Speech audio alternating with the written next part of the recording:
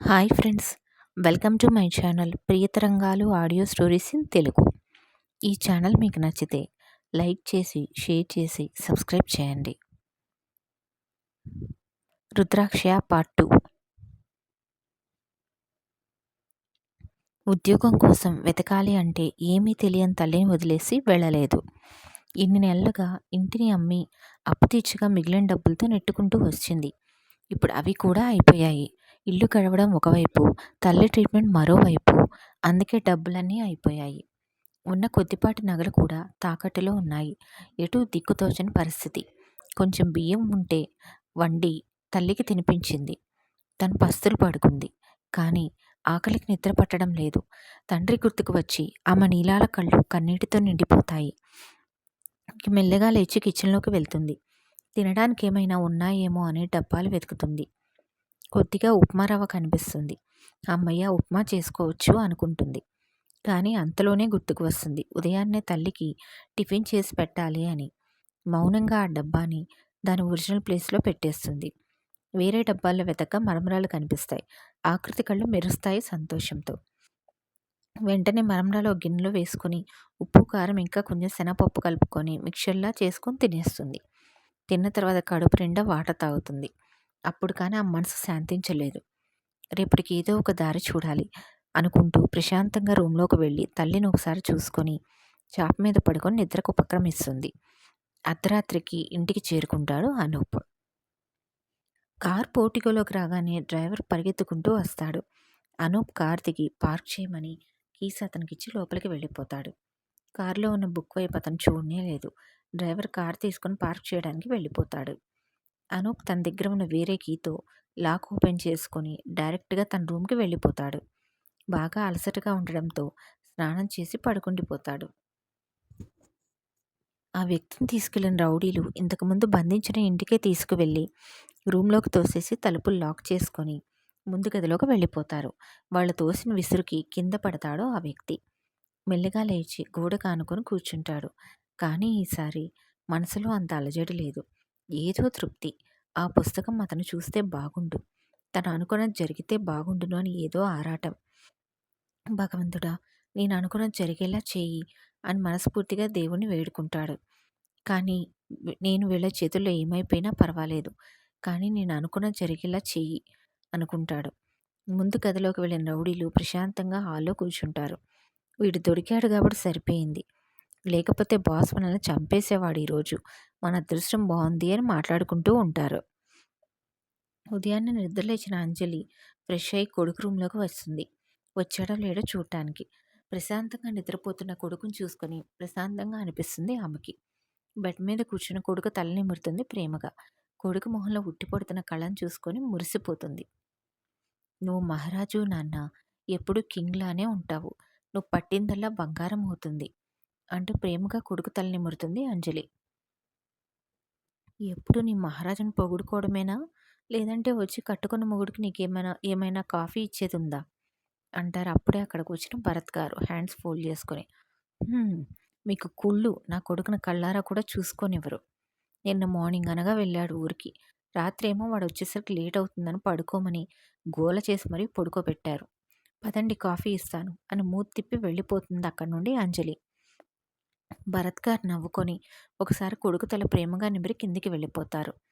తల్లి తన రూమ్లోకి వచ్చినప్పుడే మెలకు వచ్చిన అనూప్ తల్లి ప్రేమ కోసం అలాగే కళ్ళు మూసుకొని ఉండిపోతాడు. తల్లి ప్రేమకు మనసులోనే లవ్ యూ మామ్ అనుకుంటాడు. తల్లి మాటలు, తండ్రి మాటలు విని చిన్నగా నవ్వుకొని మరలా వేరే వైపుకు దిగి నిద్రలోకి జారుకుంటాడు. ఆఫీస్కు ముందుగానే లేటుగా వస్తాడని మేనేజర్కి చెప్పడంతో ప్రశాంతంగా నిద్రపోతాడు. వైజాగ్కి కొద్ది దూరంలో ఉన్న లోయ దిగువ భాగాన ఉన్న ఒక కోయగూడెం. అభివృద్ధి లేకుండా ఇంకా నాగరికతకు దూరంగా కనీస సౌకర్యాలు కూడా లేని ఒక కోయగూడెం. అందులో ఒక గుడిసెలో పురిటి నొప్పులతో అల్లాడిపోతూ ఉంటుంది ఒక ఇల్లాలు. అందరూ ఆ గుడిసె బయట దిగులుగా కూర్చొని ఉంటారు. కనీస వైద్య సౌకర్యాలు వాళ్ళకి దగ్గరలో లేనే లేవు. సిటీకి వెళ్ళవలసిందే. అక్కడి నుండి సిటీకి చాలా దూరం. మంద్రసాన్ని చాలా ట్రై చేసినా బిడ్డ అడ్డం తిరగడంతో పరుగున బయటికి వచ్చి ఆ గూడెం పెద్ద రాజయ్యకి చెప్తుంది. అందరూ కంగారు పడిపోతారు. ఇప్పుడేమీ చేయలేమా అంటూ మంత్రసాన్ని అడుగుతారు. బిడ్డ అడ్డం తిరిగింది పెద్దయ్య, తల్లికి ప్రమాదం. ఆస్పత్రికి తీసుకుపోవలసిందే. రే వీరయ్య, వెంటనే బండి కట్టండి అంటూ గూడెం పెద్ద రాజయ్య అరవగానే కొద్దిసేపటికి బండి రెడీ చేసుకుని ఆ గుడిసె ముందుకు తీసుకువస్తారు వాళ్ళు. ఆ ఇల్లాలి భర్త మరొక వ్యక్తి ఆమెను మోసుకొచ్చి బండిలో పడుకోబెట్టి బయలుదేరతారు. సగం దూరం వెళ్ళగానే ఆ ఇల్లాలి ఈ లోకాన్ని వదిలేస్తుంది. భరించరాని బాధతో ఆమెను బాడీని వెనక్కి తీసుకుని వస్తారు గూడెం ప్రజలు. గూడెం దుఃఖ సముద్రంగా మారిపోతుంది. గూడెం పెద్ద రాజయ్య దిక్కుతోచని స్థితిలో కన్నీళ్లతో కూర్చుని ఉంటాడు. వాళ్ళ బాధను నిస్సహాయంగా చూస్తూ. గడిచిన 3 నెలల్లో ఇది రెండవ చావు. ఇదంతా తమ గూడెంకి సరైన వైద్య సదుపాయాలు కానీ, రోడ్లు కానీ, ఇంకా తదితర అవసరాలు కానీ లేకపోవడం వలనే ఎన్నోసార్లు గవర్నమెంట్కి అర్జీ పెట్టుకున్నా పనులవ్వలేదు. తమకు మంచి రోజులు ఎప్పుడు వస్తాయో అనుకుంటూ బాధపడుతూ కార్యక్రమాలు జరిపిస్తారు. ఏవండి అంటూ గట్టిగా అరుస్తూ నిద్రలో నుంచి లేచి కూర్చుంటుంది సరస్వతి. తల్లి అరుపుకు ఉలిక్కిపడి నిద్రలేగుస్తుంది ఆకృతి. పరుగున తల్లి దగ్గరకు వస్తుంది. అమ్మా, ఏమైంది అంటూ కదపడంతో తేరుకున్న సరస్వతి పిచ్చి చూపులు చూసి ఏమీ లేదు అన్నట్లుగా తల ఊపి మరలా పడుకుండిపోతుంది. బాధగా కన్నీళ్లు పెట్టుకుంటూ తల్లి తల నిమురుతూ చాలాసేపు అలాగే ఉండిపోతుంది. తర్వాత మెల్లగా లేచి ఫ్రెష్ అయి బయటికి వస్తుంది. బయట గుమ్మం దగ్గరకు వచ్చి ఆలోచిస్తూ ఉంటుంది పూట గడవడం ఎలా అని. ఇంతలో పక్కన వెక్కిళ్ళు వినపడటంతో ఉలిక్కిపడి పక్కకు చూస్తుంది. ఇంటి ప్రక్కన ఒకే ఒక సింగిల్ రూమ్ ఉన్న ఇల్లు ఉంటుంది. అందులో ఉండే కమలమ్మ గారు బయట గుమ్మం దగ్గర కూర్చుని కన్నీళ్లు పెట్టుకుంటూ ఉంటుంది. ఆకృతికి ఏమీ అర్థం కాదు ఆమె ఎందుకు ఏడుస్తుందా అని. పరుగున తమ గేట్ తీసుకుని పక్కన ఉన్న ఇంటి దగ్గరికి వెళ్తుంది. పెద్దమ్మ, ఎందుకు ఏడుస్తున్నావు? ఆమె ఆకృతిని చూసి హత్తుకొని మరింతగా ఏడుస్తుంది. ఉన్న ఒక్కగానొక్క కొడుకు నన్ను వదిలించుకున్నాడమ్మా. కోడల మాట విని నాతో తెగతింపులు చేసుకున్నాడు. నిన్న రాత్రి కాల్ చేసి చెప్పేశాడు ఇక నా బతుకు నన్ను బ్రతకమని. ఈ వయసులో నేను ఏమని కష్టపడతాను, ఎలా బతుకుతాను అంటూ మరింతగా ఏడుస్తుంది. ఆకృతికి బాధగా అనిపిస్తుంది. దేవుడు ఇలా ఎందుకు అందరినీ పరీక్షిస్తూ ఉంటాడు అనుకుంటూ ఆమెను ఓదారుస్తుంది. మేము ఉన్నాము నీకు తోడు అంటూ. నాకు ఇప్పుడు ఎలా బ్రతకాలో కూడా అర్థం కావడం లేదు.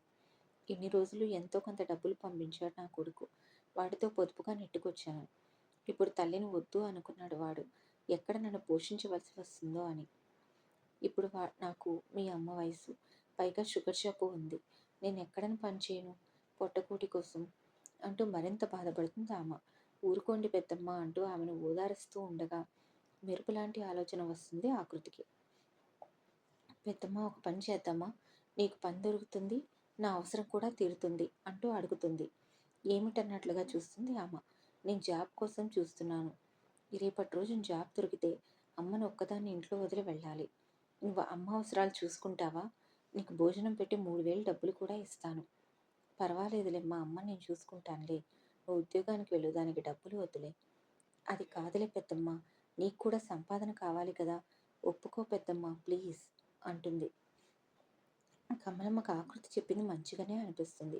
నిజమే, ఈ వయసులో నేను ఒళ్ళు అలసి పనిచేసి ఇబ్బంది పడే బదులు ఆకృతి భోజనం పెట్టి 3000 ఇస్తాను అంటుంది కదా, ఈ పని బాగానే ఉంటుంది అనుకుని నాకు ఇష్టమే ఆకృతి అంటుంది కమలమ్మ. అసలు ఆకృతి ఆనందం అంతా ఇంత కాదు.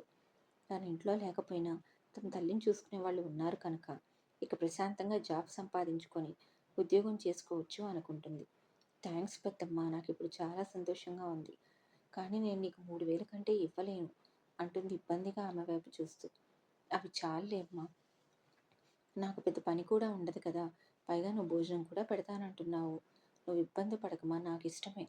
అమ్మ నేను జాగ్రత్తగా చూసుకుంటానంటుంది కమలమ్మ. అక్కడ సంతోషంగా మరోసారి ఆమెకు థ్యాంక్స్ చెప్పి ఆమె బాధను కూడా తొలగించి నార్మల్ చేసేస్తుంది. ఎప్పటి నుండి రమ్మంటావురా?